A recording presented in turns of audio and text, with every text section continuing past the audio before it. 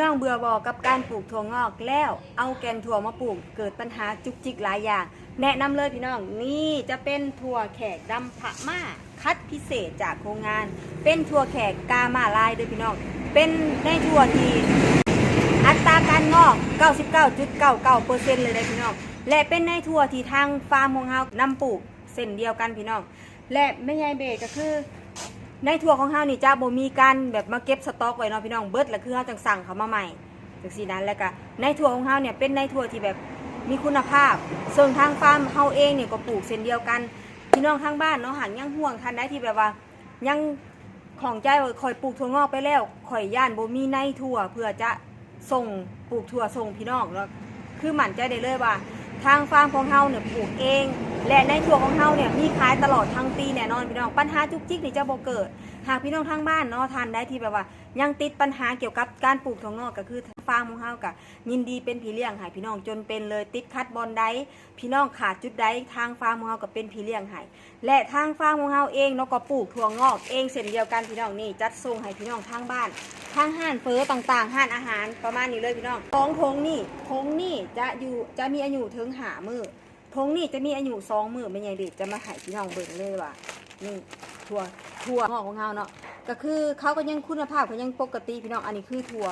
งอกที่อยู่ในตู้5 มื้อเลยพี่น้องเด้อเฮามีการเก็บเบิ่งว่าถั่วของเฮาเนี่ยมีคุณสมบัติแบบใดนะพี่น้องก็คือมีคุณภาพแบบใดเฮาอยากรู้เนาะพี่น้องก็เลยว่าตรงในเก็บเนี่ยนี่อันนี้คือจะเป็นถั่วงอกที่อายุ2 มื้อพี่น้องนี่ก็ยังปกติยังแข็ง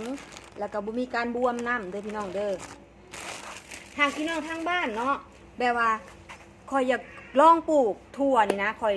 อยากซื้อหลายคอยอยากได้แบบน้อยๆทางฟาร์มของเฮากับแบ่งขายเส้นเดียวกันพี่น้องและที่สำคัญคือทางฟาร์มเฮาเนี่ยปลูกเองเฮาจึงสามารถแบ่งขายให้พี่น้อง1 โล 2 โลเฮาก็ขายเนาะเฮาจะฝากให้ผ่านมีไซต์ขนส่งสาขาแก่งแห่เนาะพี่น้องคือหากพี่น้องบ่สะดวกในการหับมีไซต์เฮาก็จะไปฝากขนส่งอื่นให้ก็คือพี่น้องเนาะฝากแบบว่ามีขาหิ้วให้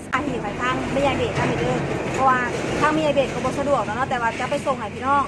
และพี่น้องทางบ้านเนาะหากยังขาดว่าเฮาบ่มีอุปกรณ์ทางฟาร์มเฮามีพี่น้องและทางฟาร์มเฮาก็ยังมีอันนี้จะเป็น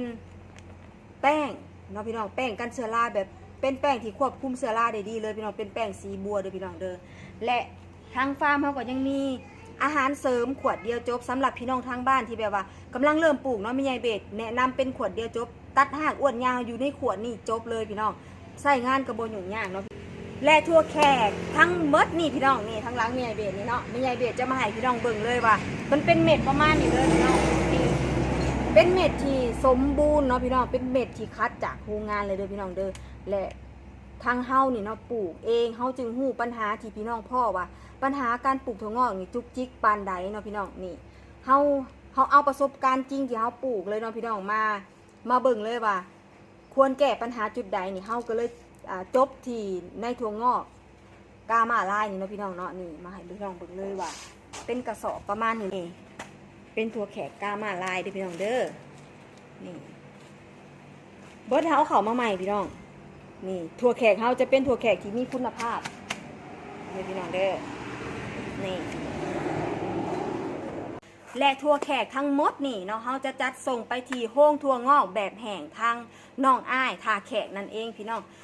ทางบ้านเนาะหากผู้อยู่ใกล้หรืออยู่ในตลาดใกล้เคียงก็สามารถอุดหนุนน้องอ้ายเพิ่นได้เด้อพี่น้องเด้อฝากอุดหนุนนั่นเพิ่นปลูกถั่วงอกแบบแห้งพี่น้องเป็นถั่วงอกที่แบบว่าเก็บได้โดนเส้นเดียวกันเนาะพี่น้องหากพี่น้องยังขาดในจุดใดในการปลูกถั่วงอกเนาะอย่าลื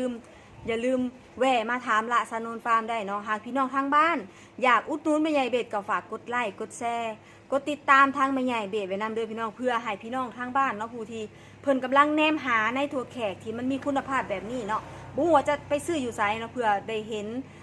ในสิ่งที่พี่น้องแชร์ให้เนาะเขาก็จะได้มาอุดหนุนแม่ใหญ่เบ็ดแล้วก็พี่น้องก็เป็นการอุดหนุนแม่ใหญ่เบ็ดเช่นเดียวกันฝากไว้นำเด้อพี่น้องเด้อสำหรับมื้อนี้แม่ใหญ่เบ็ดจะขอโตไปจัดส่งได้ถั่วแขกทั้งหมดนี่พี่น้องแล้วก็แป้งกันเชื้อราให้ทางพี่น้องทางบ้านเด้อพี่น้องเด้อขนขึ้นรถแล้ว